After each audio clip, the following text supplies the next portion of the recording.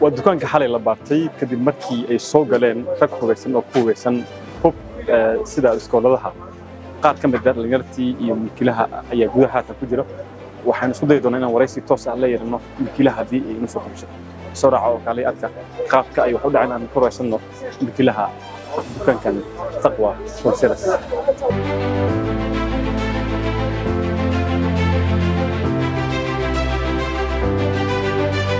محمود عبد الله عبدي أو مكيلها الدكان كحل العيا ستة ساعات هل كان وجوه محمود إنه ورا حلا يقاف يقول عين يقطعها يقولي وحكى سجاري بسم الله الرحمن الرحيم مقعي وحوية محمود عبد الله عبدي وحنا هاي مكيلها تقوى حصلة حلي أبارة سجالك يتضبط دقيقة سوق لأن من قوه بيسن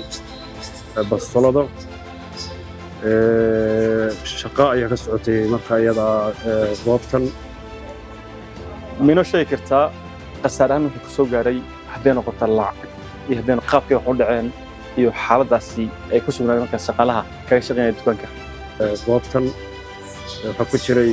7 qof 3 qof oo shaqeynayso shaqada ku jirta iyo 4 qof oo custom ah waxa dhacday marka ay dadkii ay ku sameeyaan khobari ay saxiyeen kadib waxay aadeen qaybtan qasnada iyo maqalku yaalo wixii yaalay lacag waa qaateen lacag oo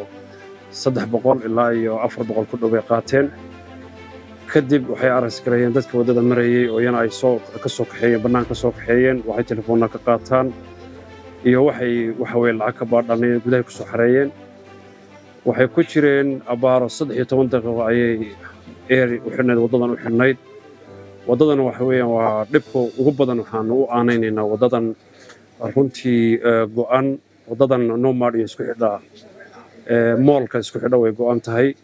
switch systemkeedu wuu go'an yahay marka dawladda waxaan ku codsanaynaa runtii laamaha amniga in ay si degdeg ah howlaha uga qabato waxyaalaha amni darrada dhan waxay ku soo dhuumanaysaa runtii sida muuqata oo aad moodo wada xumada iyo switch xumada waxay ku darsatay oo kale xaafadda California oo caan ku noqotay biyo la'aan biyahaas oo mar kasta qof kasta isagu uu si iskiisa waxa way waag hor ceelo loo qodan jiray ceelashina biyihii ay ka dhamaadeen kadib waxa way biyihii fresh water ama kaajooga loo yaqaanaana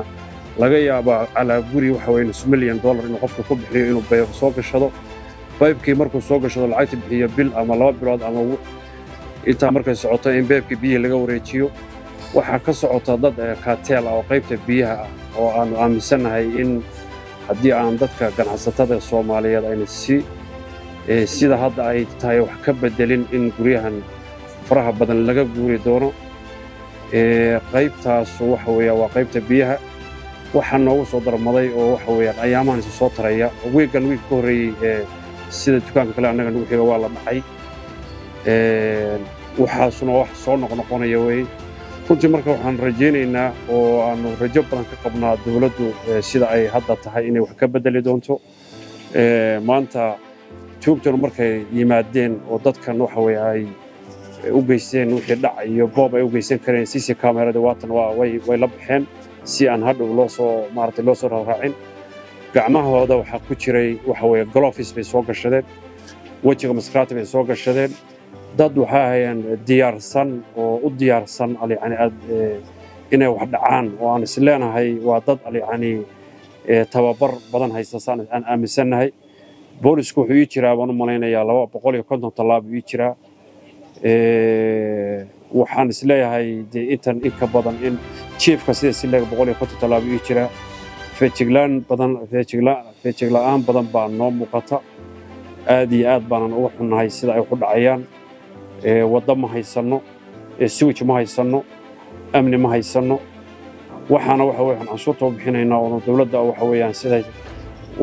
waxa way ugu dhagan nugulaanaynaa in yani iyaduna ay doorkeeda qaadato doorkii dawladdu meesha waa ka maqan yahay waxaan aaminsanahay haddii aan sida wax laga bedelin inay ka sii daraan doonto. Wassalaamu calaykum warahmatullahi wabarakatuh. Mimi ni mfanyi biashara wa hii barabara na ile shida tuko nayo sana, hakuna usalama. Watu ikifika kutoka saa 3, wezi wanaanza kutembea na bunduki. Kuna duka moja ya jirani yetu wameingia, wakapora millions of money, wakalalisha watu chini, walikuwa na bunduki. Shida ya pili, hii barabara ni mbaya. Ugonjwa itatoka kwa hii barabara. Watu wanajenga manyumba mrefu na hakuna barabara. Mtu atakonjeka inside na akose usaidizi wa ambulance sababu barabara ni mbaya. Tutasaidika namna gani sisi? Sakaja twakuhitaji kwa hii barabara. Twahitaji security kwa hii street ya California. Tafadhali. السلام عليكم ورحمة الله وبركاته. وحنا مقعي وحوي أحمد ياسع عبد الله نيروبي إسلي وحن دقنا 25 years شن يلا 14 سنة ماشي عن حتى تاجنا هي وهالبوده المجال ده وحوي نومات يمرك أوبسيت كذا جوريها إبقارياشة يعني تاجنا هي حلا وحاد عي وح يعني آدي حالة وعدك وحل لجن لوجود شروط كاملي اللي جا شقين هي مدبرا عن كشقين إني تطفو بيصن وقلب الدورية وتقين الصوغلين دعنا لكن الحمد لله رب العالمين واحد وقوب انت مجران dadku badbaaday sababtu tahay dadku way attention badan bay qabeen magaalada dawladda iyo isbuun community iyo odayaashaba waxaan ka codsanaynaa in amnigan la sugo oo aad iyo aad dadaal dheeraad lagu bixiyo khaasiyan dawladda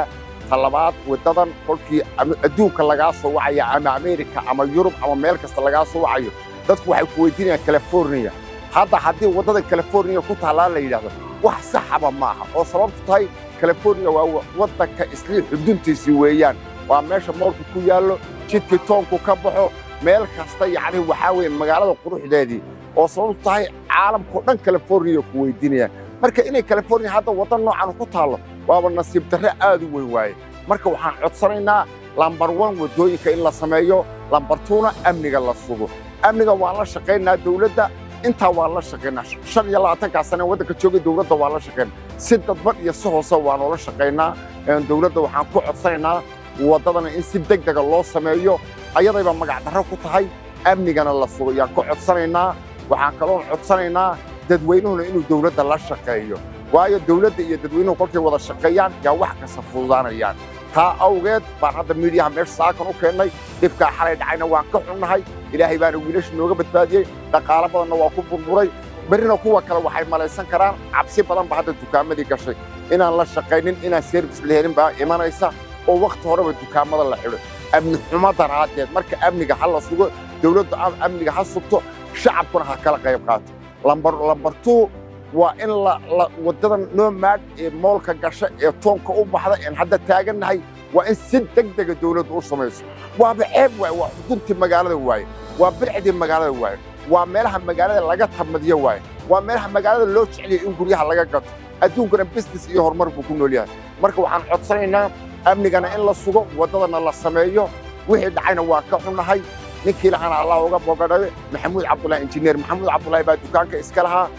dhac culus baa soo gaaray alxamdulillah laakiin wiilashu way badbaadeen inta baan codsanaa assalaamu calaykum waraxmatullaahi wabarakaatuh kando na hayo